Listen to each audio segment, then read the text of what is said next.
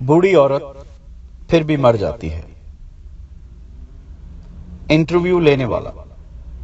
एक त्यारे पर 500 ईंटें हैं। इनमें से एक बाहर फेंक दी जाए तो बाकी कितनी बचेंगी? उम्मीदवार: बहुत आसान सवाल है सर। 499 ईंटें बचेंगी।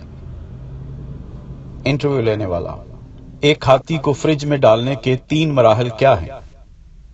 उम्मीदवार: फ्रिज खोलें, हाथी को अंदर रखें और फ्रिज बंद कर दें। इंटरव्यू लेने वाला: एक हिरन को फ्रिज में डालने के 4 मराहल क्या हैं? उम्मीदवार: फ्रिज खोलें, हाथी को बाहर निकालें, हिरन को अंदर रखें और फ्रिज बंद कर दें।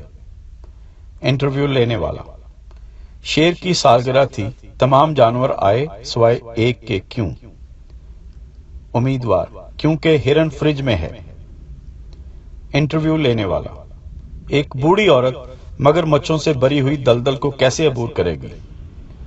उम्मीदवार: बहुत आराम से, क्योंकि तमाम मगरमच्छ शेर की सालगिरह में शरीक हैं।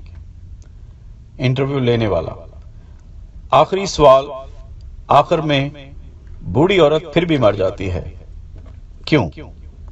उम्मीदवार: इसे जहाज से फेंकी जाने वाली ईंट लगी थी।